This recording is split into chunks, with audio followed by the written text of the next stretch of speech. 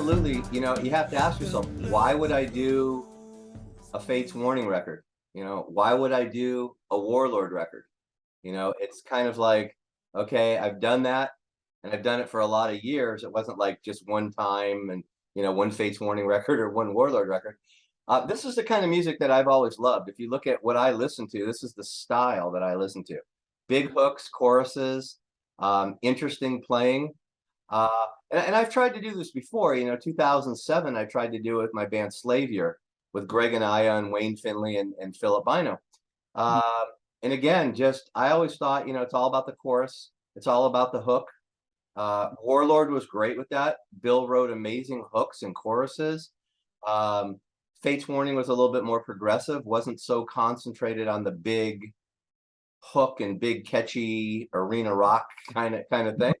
So, but you know, it's just something that I always wanted to do, and I've been trying and trying. It's just people have to understand. I mean, to get these kind of things going without paying people a lot of money, it's very difficult because musicians these days, especially higher caliber ones, you know, they want to be paid, and I understand that.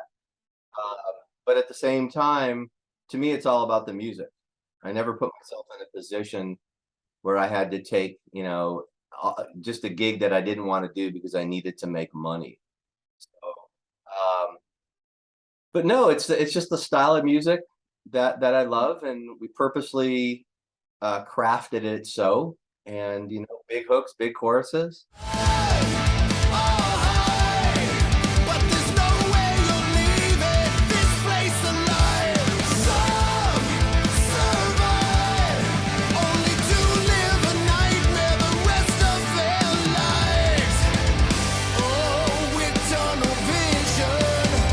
Well, I have a funny quote, and obviously you followed my career, and in a certain area, people know who I am, and I have a very distinct sound.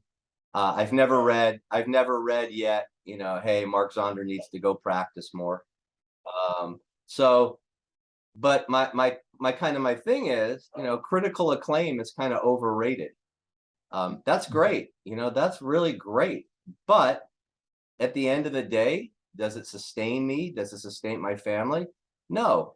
I don't, you know, if you can find a musician out there that says, oh, it's not about the money. No, it's all just about the art. They either have a big trust fund or they don't mind eating top ramen noodles for the rest of their lives. I've been through that. I did that for 5 or 6 years with Warlord. We ate top ramen noodles. We all ate off the same plate. We all drank through the same coffee thing. I know what it's all about, and it's great and it's cool, but not as you get older. So yes, also you have to also remember, played a lot of small gigs, and that's all cute and that's fun. But I remember playing those gigs in Greece with Warlord, and me and Bill sitting backstage while the opening band was on, and all we heard was Warlord, Warlord. And I looked at him and I said, this is what it must be like playing in Iron Maiden every night, where no matter what happens, they love you, you know, and who wouldn't want that? Who would not want that? I mean, to me, the big festivals, I love that stuff. I am not the guy who says, oh, it has to be an intimate little club, you know.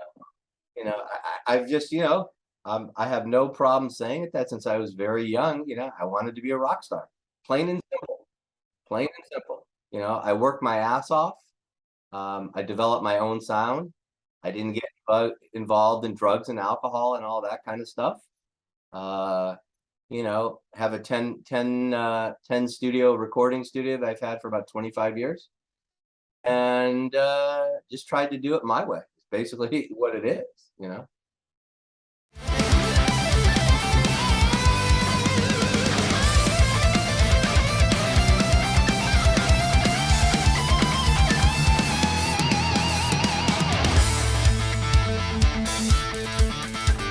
What success means to me, you are right though. If it was in the '80s, we could have maybe been on tour with Bon Jovi or something. But you know, let's face it. I think this band would have fit in a lot more in that '80s LA thing than Warlord tried to fit into that, because we didn't fit into that at all. You know, basically, success is being able to do what I want to do. That's success. You know, even today, I'm working on a new project, and it's exciting, and it's another thing that I want to do, and doing it the way I want to do it. Success, probably at this point in the game, is more about, you know, being 64 years old, continuing to do it. The success of that record, the A through Z, is really simple. You know, even if it sold 5 copies, it was my idea from the beginning. You know, I did everything. You know, the guys, you know, we wrote together and they recorded their parts, but everything else basically I did. You know, from Hugh Syme to sequencing the record to the videos to getting the publishing stuff set up, just to everything involved. It was the way I wanted to do it. And I think you've seen the way it came out. It came out amazing. Uh, so to me, success is the fact that I took it from the very beginning. I made that first phone call. I had the idea. You know, we didn't sit around as 5 guys in the band and say, okay, guys, what kind of music do you want to do? I knew exactly what I wanted to do from the beginning. And if you didn't want to do that, that was fine. But then you need to move on. I had a very distinct vision. Like I said, I didn't want to do another Fates Warning record. I didn't want to do some kind of proggy stuff. It's like, why? Everybody's going to go, oh, sounds like Fates Warning. Oh, Mark's trying to be like Fates Warning. No, you know, that's never been my kind of style. I've always liked that commercial, you know, Journey, Kansas, Whitesnake, Bad Company, Survivor, whatever. You know, all those bands with just a great song, you know, that people remember.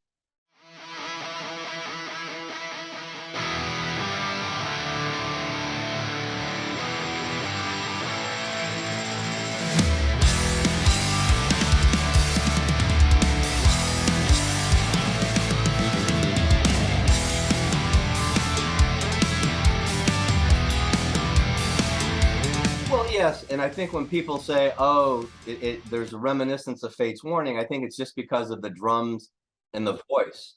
I don't think it's the songwriting. I think the songwriting is totally different. And even if you go and look at Jim's project that he just did, totally different. You know, we did A through Z has a very unique sound because you're bringing 5 guys in that are coming from completely different places. So that's where the sound comes from. It's not my vision telling everybody, okay, play this way. You know, everybody was free to do what they wanted.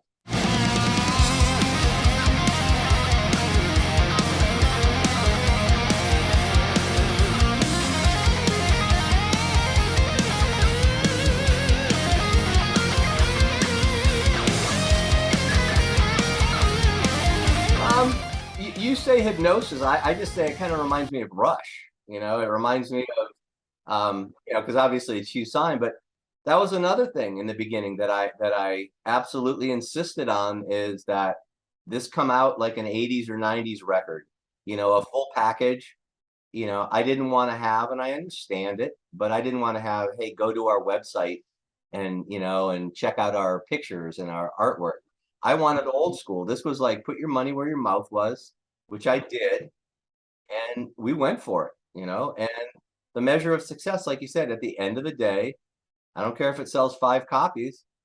It to me, it's amazing, and I think that cover will stand the test of time.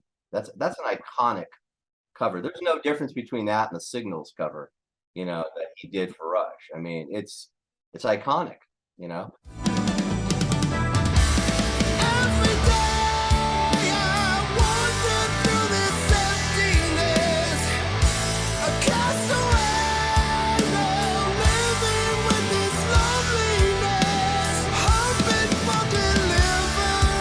Well, put it this way, he's a better person and a better friend than a bass player, if that makes sense. We've been really tight for years and years and years, going back to 2007 with Slavior.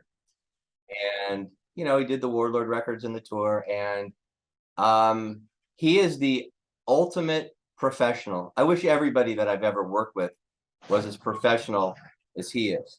He is just, I mean, he's the best. If I'm playing the drums, he's playing the bass. That there is no question. There was no audition, and there was no, hey, who are we gonna get?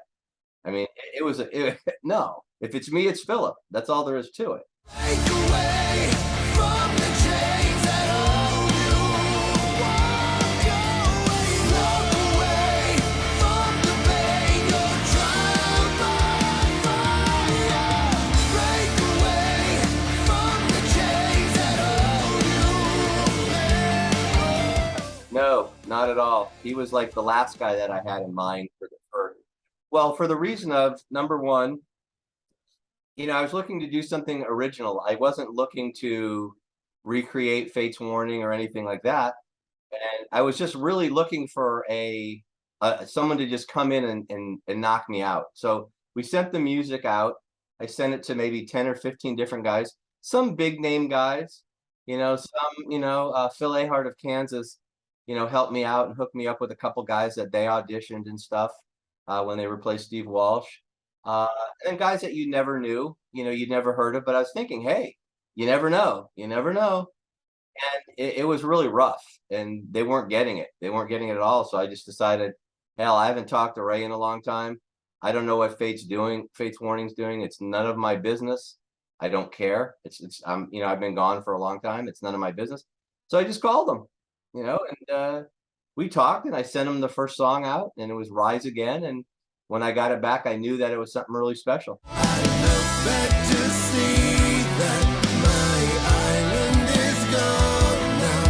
I'm finally free to drift home. I washed up on your shore. I washed up on your shore. I take your hand. Yes, actually, since November, when the record was turned in, I've sent those guys probably a couple hundred different drum ideas that I've recorded. Everybody's got their own things that they're doing right now. And, we're looking at the touring possibilities, and it's just so hard. I mean, when you have bands like Anthrax that are big bands canceling because they can't afford to do it, how are we going to afford to do it? You know what I mean?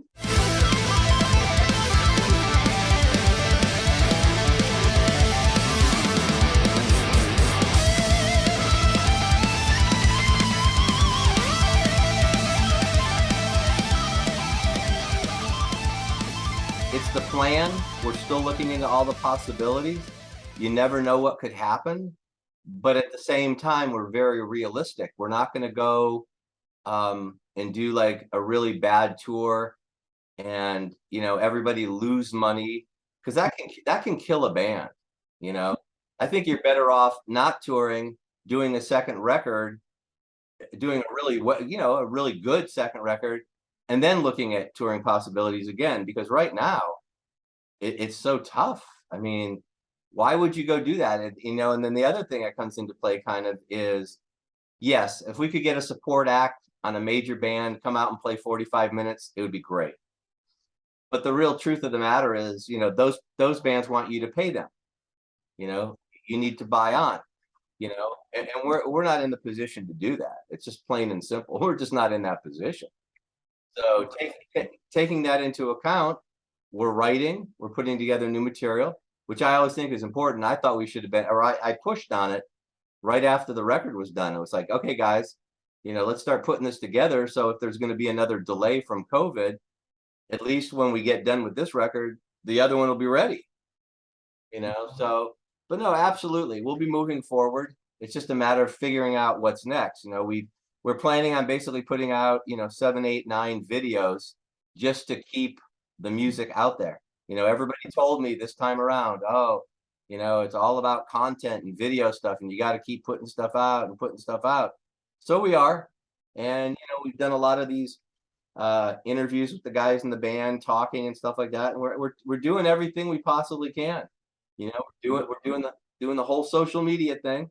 I was just, in the back of my head, when I started to dream about this, I was hoping that a song like Trial by Fire would catch on somewhere, whether it's a TV show, whether it's a beer commercial, it didn't matter. I was looking at, we looked at it like 11 singles, okay? All you need is one to catch, You know, all you need is one. And so that's why that record was designed. There's no long songs, there's no jams, there's no filler. You know, it's just 11 great songs. And, you know, we're very proud of that. And, you know, I'll stand by that record as the best thing that I've ever done without a doubt. You know, it's, oh, absolutely. For the simple fact that, that I did it all by myself. Warlord was Bill. You know, Warlord was Bill. No questions about it. I was along for the ride on that one. That was Bill. But this was mine from the beginning. And the fact, you know, of working with guys like Hugh Syme again and having Simone do the mix and just everything, just to get it to that point, to have basically no budget and get videos done.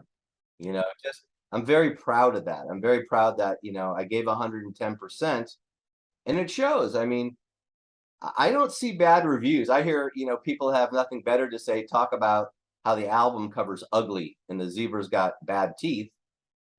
But, you know, that's all I hear negative. I don't hear negative anything else. I mean, I don't hear, you know, oh, the record sounds, you know, like they recorded it in a basement, you know. I don't think it could have turned out any better myself. That's how I feel. You know, other records I've done in the past, Parallels was a great record. You know, working with Terry Brown and everybody there, that was great.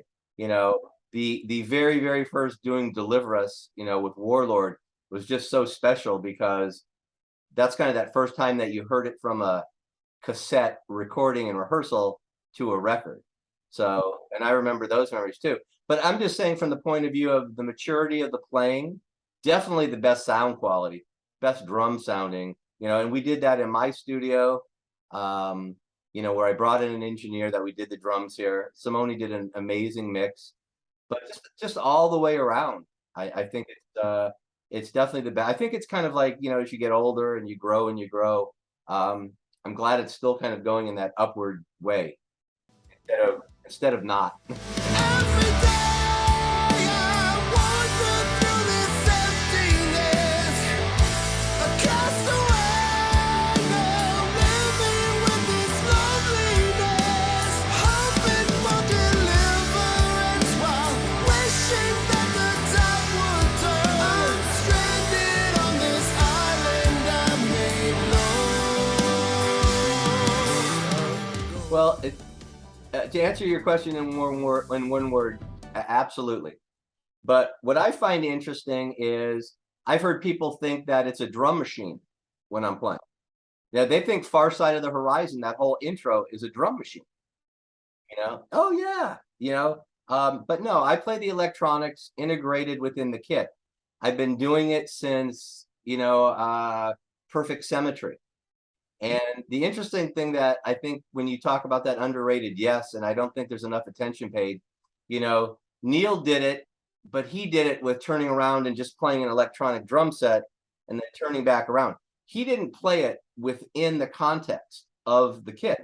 You know, I have a couple pads, I have a big pad here, I have my sounds. I just use it as alternative sound sources. You know, you on the drum set, you have, you know, X amount of sounds, tom-toms, snare drums, kick drums, cymbals, but I hear other things, you know, and I was always a big fan of experimenting. And a lot of those samples you hear, I made them in the studio, and then I screwed around with them and added this and added that. So, no, it's just being creative. I've always just strived to be different and not just be the same old, you know, rock drummer. Maybe that's my downfall. You know, maybe that's my problem. You know, but yeah, I've always strived for that. Kind of like when I was younger, I didn't do what everybody else was doing. I was trying to go in like different directions. I always, like you said, I always wanted that. Like, you know, like, and I'm not comparing it to this, but when you hear Eddie Van Halen, all you need is probably 2 notes, and you know who it is. You know, and I've heard for years kind of the same thing. That they hear the drums and they kind of go, oh, I know who that is.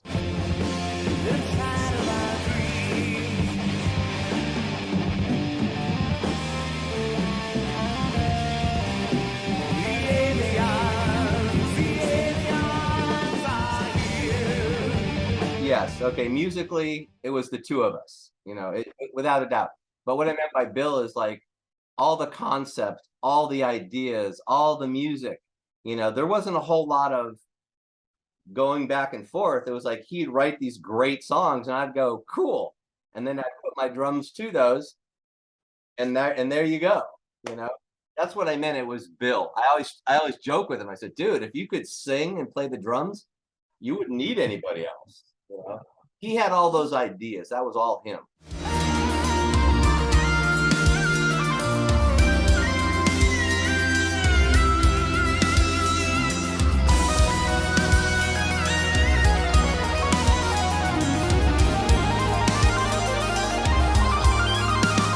Well, I grew up in the same area where they were, in San Francisco, in the Bay Area, and we used to go see them all the time in really small clubs. Yeah, those even the first 4 records, even the first one with Steve Perry, with Greg Raleigh and the singing and Ensley Dunbar playing.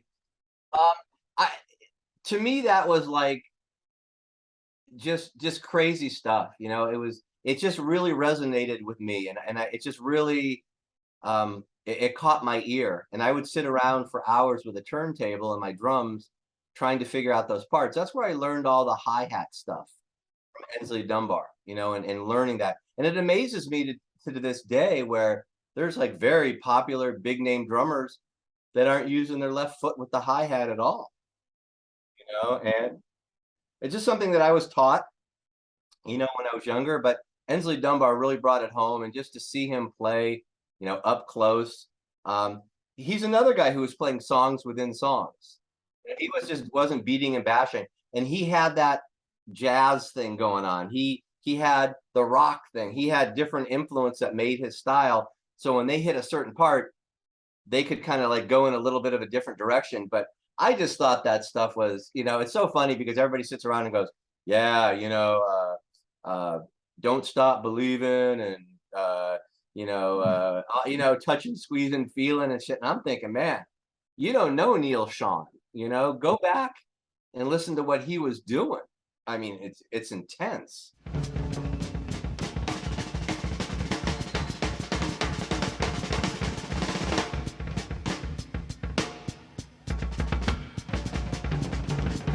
No, I understand what you're saying. He was just a huge influence. I understand what you're saying. I mean, he's played in so many different bands of so many different styles, but and maybe the fact that he doesn't have a signature sound is what's enabled him to play in all those different bands, because he kind of adapts. But no, I know what you're saying. There's some drummers out there, I mean, but they're so associated with, it's funny because like with Neil, obviously you hear a Rush tune, you can hear it a mile away. But we've never had the chance to really hear him play in a commercial hard rock band. We've never really heard him play in a funk band. We saw the Buddy Rich jazz thing. We saw how that turned out. But it's interesting. Certain guys that have certain sounds are usually associated with bands. Stuart Copeland with the Police. I mean, there's a guy you hear a mile away. Now just open up the door and step on out. Take a deep breath, close your eyes and leave no doubt. There's a world outside that waits for you, my friend. Now you've opened up the door. It's a secret. It's nothing like, oh my God, Mark's playing with Deep Purple. It's not like that. It's just kind of a different direction with guys that I really, really, really love. And, that's part of it too, that people don't realize. When you're younger, you take the gigs that'll help your career. Are you going to get along with everybody in the band? Probably not. Everybody's coming from a different place.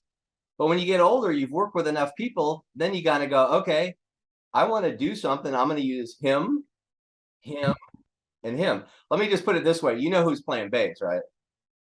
Okay, Billy Sheehan. No, I'm just kidding.